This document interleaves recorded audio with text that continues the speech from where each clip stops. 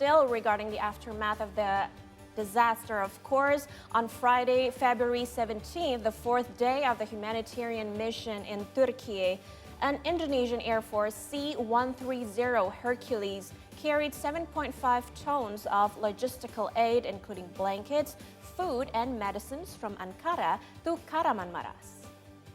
Selamat pagi, saat ini Alfa 1326 yang melaksanakan misi operasi bantuan kemanusiaan di Turki.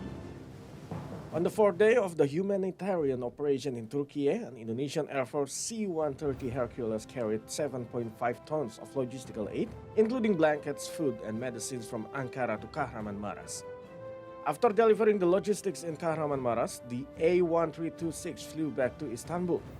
Afterwards, the aircraft delivered tents for refugees to Incirlik Air Base. The C-130 Hercules A1326 is part of Air Force Squadron 32 from the Abdul Rahman Saleh Air Force Base in Malang. The aircraft was flown by Lieutenant Colonel Yudi Bandung and had a dozen crew members. Under the leadership of Mission Commander Colonel Wisoko, they have distributed dozens of tons of logistical aid and evacuated many refugees.